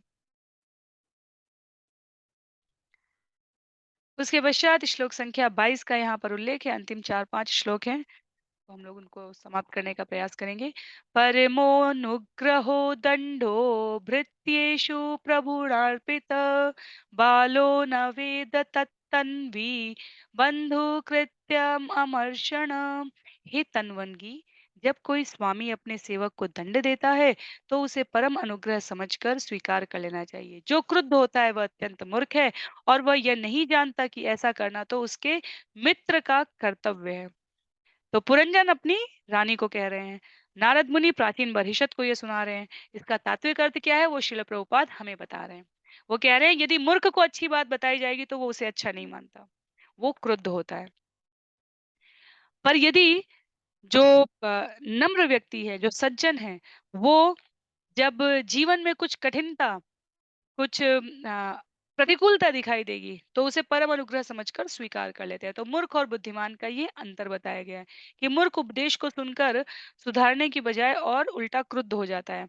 इस व्यवहारिक जगत में भी आप देखिए, यदि हमें लगे कि कोई व्यक्ति इस कार्य को गलत तरीके से कर रहा है और आपका अधिकार नहीं है उस व्यक्ति को कहने का, आप कह के देखिए, आपको स्वयं आप निंदा के पात्र बन जाएँगे। आपको माइंड योर ओन बिज़नेस, इस प्रकार की जो पंक्तियाँ कही जाती हैं, कई बार ये सही अर्थ में भी कही जाती हैं और कई बार इनका उद्देश्य ये कहना होता है कि आप कौन होते हैं हमें ये सीखने सिखाने वाले। तो किसी को भी कुछ सिखाने से पहले उसकी पात्रता का आकलन कर लेना आवश्यक है। इसीलिए भगवान जब भगवत गीता सुना रहे हैं, यदि हमें स्मरण हो, तो भगवान कहते हैं कि तुम मेरे भक्त और मित्र हो इसलिए मैं तुम्हें बता रहा हूँ, अध्याय 4 में। और अध्याय 18 में भगवान पुनः कहेंगे भगवत गीता में कि ये नास्तिकों के सामने कहने वाला ज्ञान नहीं है। योग्यता का आकलन हर क्षण किया जाना चाहिए। व्यवहारिक जगत में, आध्यात्मिक जगत में भगवान भी योग्यता का पर्याप्त आकलन करके उसके सापेक्ष परिणाम देते हैं जीव को। तो यदि हमारी प्रतिबद्धता जीवन में बढ़ती जाएगी भगवत भक्ति के लिए, भगवान का अनुग्रह हमें उतना जीवन में अनुभव होने लगता है। और यदि प्रतिबद्धता नहीं है और हम अपनी भौतिक इंद्रिय तृप्ति के विषय संभोग में, संसर्ग में लगे हुए हैं, तो फिर हमें उस क्षण के पश्चात सभी सर्वत्र हमें कठिनता, संकट, प्रतिकूलता, शत्रुता इसी प्रकार के भाव दिखेंगे। तो ये जो अ, स्थिति है, इसको हमें सम्यक रूप में समझना आवश्यक है। श्लोक संख्या 23 में, तो इस श्लोक का मीटर मुझे भी देखना पड़ेगा। सा त्वं मुखं सुदति सुप्वनुरागभार वीणाविलम्बविलसद्दसितावलोकम् नीलालकालिभिरूपस्कृतमुन्नतं स्वानां प्रदर्शय मनस्विनि वल्गुवाक्यम्। हे प्रिये, तुम अत्यंत सुंदर दांतों वाली हो। तुम अपने आकर्षक अंगों के कारण अत्यंत मनस्वी लगती हो। तुम अपना क्रोध त्याग कर मुझ पर कृपा करो और अत्यंत प्यार से तनिक मुस्कुराओ। जब मैं तुम्हारे सुंदर मुखमंडल की मुस्कान, तुम्हारे नीले रंग वाले बाल एवं तुम्हारी उन्नत नासिका को देखूंगा तथा तुम्हारे मीठे वचनों को सुनूंगा, तो तुम मुझे और भी सुंदर लगोगी और अपनी ओर आकृष्ट करती प्रतीत होगी। तुम मेरी अत्यंत आदरणीय स्वामिनी हो। तो पुरंजन यहाँ पर अपनी रानी को कह रहे हैं। मैं बार-बार इस पंक्ति को इसलिए पुनरावृत्ति के क्रम में कह रही हूँ कि हमें कोई भ्रम नहीं होना चाहिए। अगर हम सत्र को या इस विषय को बीच में से सुने तो हमें ये नहीं लगना चाहिए कि भागवतम में ये क्या चल रहा है। ये कथा यहाँ पर नारद मुनि द्वारा प्राचीन बरहिषद को उनके सकाम कर्म को से विलग करने के लिए अ, आवश्यक मार्गदर्शन देने के लिए इस व्यवहारिक अनुभव के द्वारा, कथा के द्वारा प्रस्तुत करने का प्रयास है। और शिल प्रभुपाद अत्यंत करुणावश हमें साथ-साथ आध्यात्मिक दर्शन दे रहे हैं, ताकि सिर्फ श्लोक और अनुवाद पढ़ के हम कहीं और भौतिक प्रवृत्ति में अपने आप को अनुरक्त ना समझें। तो हम तत्व वर्णन हम साथ-साथ जो श्रवण कर रहे हैं, वो शिल प्रभुपाद इसके इस संदर्भ में प्रस्तुत कर रहे हैं।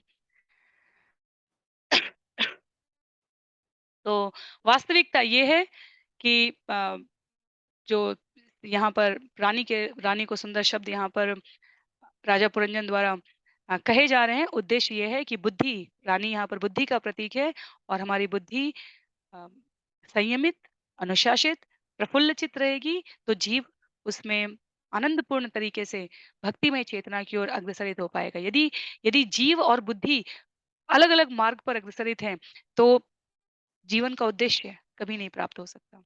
तो जैसे पारिवारिक जीवन की सफलता के लिए स्त्री-पुरुष को एकमत रहने की सुमति से भगवान को केंद्र में रहकर कार्य करने के लिए आचार्यों द्वारा उपदेश दिया जाता है, वैसे ही आध्यात्मिक दृष्टि से कहा जा रहा है कि जीव और बुद्धि का एकमत रहना अत्यंत आवश्यक है। तो रानी के समस्त सुंदर अंगों की तुलना बिल्कुल यथारूप में श्रील प्रभुपाद यहाँ पर जो लिखे हैं मैं उसे व्यक्त कर रही हूँ। श्रील प्रभुपाद इस श्लोक के तात्पर्य की अंतिम पंक्तियों में कह रहे हैं, रानी के समस्त सुंदर अंगों की तुलना कृष्ण भक्ति के सुंदर स्वरूप से की जा सकती है। जब मनुष्य मूल कृष्ण चेतना को लौटता है, तो वह स्थिर हो जाता है और उसका जीवन सफल बन जाता है। तो रानी रानी से प्रार्थना करके वास्तव में राजा पुरंजन जब ये कह रहा है कि अपनी पूर्व चेतना को प्राप्त करें, उसका उद्देश्य क्या कहने का है? वो अपने आप को वो बुद्धि को सचेष्ट कर रहा है कि अपनी मूल चेतना को जागृत करो। इस भौतिक जगत में बुद्धि मुझे तुम भ्रमित मत करो, अपने आप को विलग मत करो भगवान के चरणों से।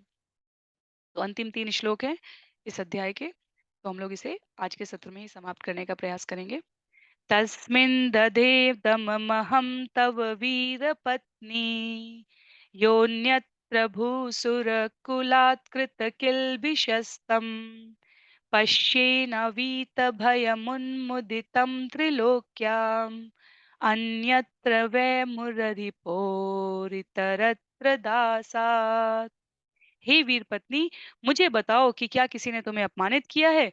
मैं ऐसे व्यक्ति को यदि वह ब्राह्मण कुल का नहीं है, दंड देने के लिए तैयार हूँ। मैं मुर रिपु श्री कृष्ण के दास के अतिरिक्त तीनों लोकों में किसी को भी क्षमा नहीं करूँगा। तुम्हें अपमानित करके कोई स्वच्छंदता पूर्वक विचरण नहीं कर सकता क्योंकि मैं उसे दंड देने के लिए तैयार हूँ। ये दूसरी बार है जब नारद मुनि सकाम कर्म के में प्रवृत्त प्राचीन बरहिषत को कथा के माध्यम से जीवन के तत्व का उद्देश्य का वर्णन करते हुए भगवत भक्ति की ओर प्रवृत्त करने की बात कर रहे हैं। तो पहली बार सकाम कर्म से विरक्ति की बात की थी और अब यहाँ पर कह रहे हैं कि किसको क्षमा किया जा सकता है?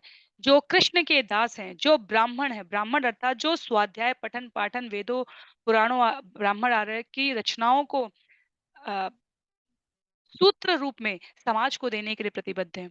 तो वैदिक सभ्यता के अनुसार जो करणीय और अकरणीय बताया गया है, उसको यहाँ पर व्यक्त करते हुए बरहिषत को नारद मुनि बता रहे हैं, पुरंजन और बुद्धि के इस रानी के माध्यम से हम सबको जीव और बुद्धि के माध्यम से समझना है।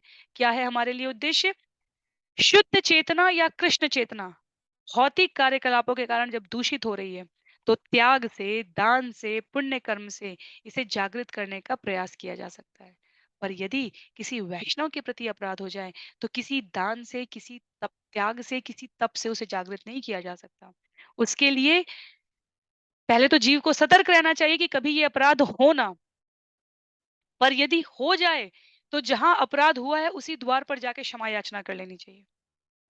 अन्यथा यदि बुद्धि एक बार भौतिक पाप से आवृत्त हो जाएगी, तो हरे कृष्ण महामंत्र मुँह पे आ नहीं सकता।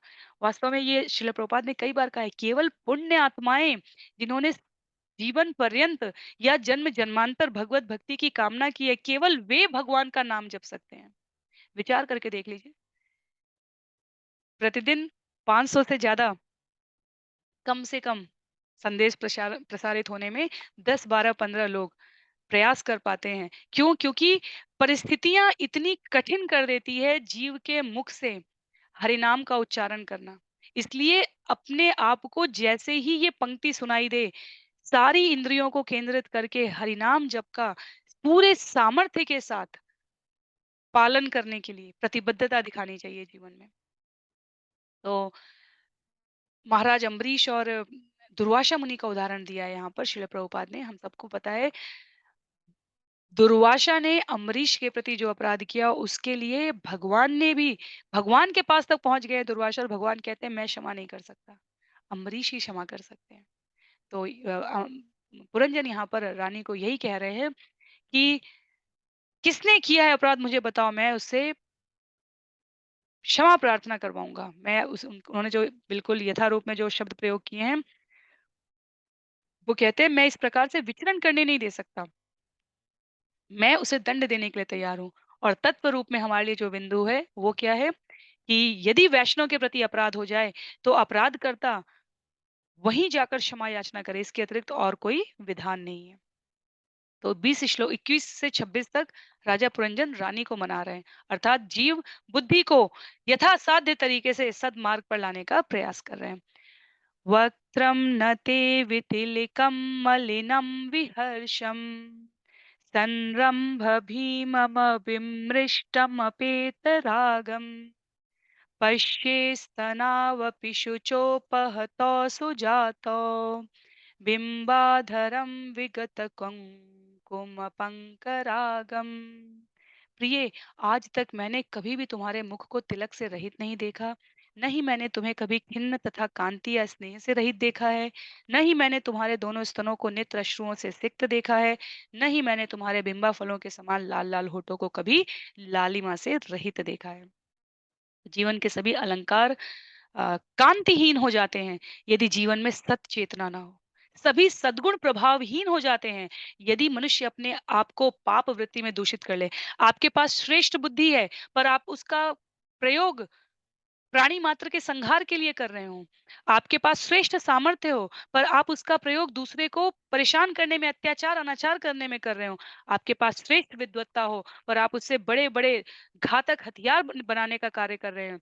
तो चेतना यदि कलुषित हो जाती है, तो सारे सद्गुण दुर्गुण बन जाते हैं। तो यहाँ पर स्त्री के रूप में यदि रानी के ओठों को लालिमा से रहित कहा जा रहा है, मस्तक को तिलक से रहित कहा जा रहा है, इसका कहने का अभिप्राय ये कि जीवन के वो समस्त सद्गुण कांतिहीन है यदि उनका प्रयोग सद्वृत्ति के लिए, सद्मार्ग के लिए, सत्प्रेरणा देने के लिए और स्वयं को कृष्ण भावना भावित करके आध्यात्मिक प्रगति करने के लिए नहीं किया जा रहा हो। तो आज के सत्र के लिए और इस अध्याय के लिए अंतिम श्लोक है, श्लोक संख्या 26। तन्मे प्रसीद सुहृद कृति किल्बिषस्य स्वैरं गतस्य मृगयां व्यसनातुरस्य का देवरं वशगतं कुसुमास्त्रवेग विस्रस्तपौंशनं मुशति न भजेत कृत्ये। हे रानी, मैं अपनी पापपूर्ण इच्छाओं के कारण तुमसे बिना पूछे शिकार करने जंगल चला गया। अतः मैं स्वीकार करता हूँ कि मुझसे अपराध हुआ। फिर भी मुझे अपना अंतरंग समझकर तुम्हें अत्यंत प्रसन्न होना चाहिए। मैं वास्तव में अत्यधिक दुखी हूँ, किंतु कामदेव के बाणों से विद्ध होने के कारण मैं कामुक हो रहा हूँ। भला ऐसी कौन सुंदरी होगी जो अपने कामुक पति को त्याग देगी और उससे मिलना अस्वीकार कर देगी। तो हमें विचार पूर्वक यहाँ पर ये समझना है कि पुरंजन जब रानी से ये बात कह रहे हैं, तो जीव बुद्धि के लिए कह रहा है कि यदि बुद्धि का सदुपयोग नहीं हुआ, तो जीवन में अनेकों प्रकार के हमारे संकट आए हैं। अब जब बुद्धि का सदुपयोग हो रहा है, तो बुद्धि और बुद्धिमान दोनों का मिलन से जीवन में परम संतोष आ जाता है। और दूसरा जो श्लोक संख्या 25 में हमने श्रवण किया, जहाँ अपराध किया है, वहीं पर क्षमा याचना होनी चाहिए। तो अपने आप को कामदेव के बाण से पीड़ित कहकर या तमोगुण के भाव में कहकर राजा पुरंजन अपने आप को निर्दोष नहीं कह सकते। उन्होंने बुद्धि को की ओर विमुखता की है, इसलिए वो क्षमा प्रार्थी हैं। तो हम भी जीवन में जहाँ पर अपराध हो, वैष्णव के चरण में अपराध हो, सत्प्रवृत्ति वाले मनुष्यों के प्रति कोई अकरणीय कृत्य हो जाए, शब्दों का प्रयोग हो जाए, तो हमें तत्क्षण क्षमा याचना करने का प्रयास करना चाहिए। तो यहाँ पर इस प्रकार से ये अध्याय 26 के 26 श्लोकों वाले इस अध्याय के श्रीमद् भागवत के चतुर्थ स्कंद के अंतर्गत राजा पुरंजन का आखेट के लिए जाना और रानी का क्रुद्ध होना नामक 26वें अध्याय का भक्ति वेदांत तात्पर्य पूर्ण हुआ। तो पुनः समय तनिक दीर्घ हुआ है यहाँ पर, क्योंकि कुछ ही श्लोक बाकी थे, उनको अगले सत्र में केवल उनके लिए अगला सत्र करना उचित नहीं लगा। हर बार सत्र एक क्रम में रहे तो अच्छा रहेगा। तो मैं क्षमा याचना करूँगी, निश्चित रूप से मैं क्षमा याचना करूँगी, क्योंकि समय की प्रतिबद्धता से तनिक सा समय अधिक गया है। पर विषय का जो प्रवाह था वो बना रहे, इसलिए मैंने ये अपने अपने बुद्धि का प्रयोग करके अनुमति ली है। तो आप सभी यदि किसी प्रकार के आप लोगों को दीर्घता लगे तो आप 2 भाग में इसको सुनने का प्रयास कर सकते हैं। और अब आगे हम लोग अगले सत्र में अध्याय 27 स्कंद 4 अध्याय अध्याय 27 को श्रवण करने का प्रयास करेंगे। तो अध्याय 27 जिसका नाम है पुरंजन की नगरी पे चंड वेग का आक्रमण होने जा रहा है। तो चंड वेग ये शरीर पर अब किस प्रकार का आक्रमण आएगा तत्व दृष्टि से उसका यहाँ पर उल्लेख रहेगा जिसे हम लोग अगले सत्र में श्रवण करना आरंभ करेंगे। आज के लिए सत्र को यहीं पर समाप्त करते हैं। श्रील प्रभुपाद की जय, श्रील गुरुदेव की जय, अनंत कोटि वैष्णव वृंद की जय, श्रीमद् भागवतम महापुराण की जय। हरे कृष्णा।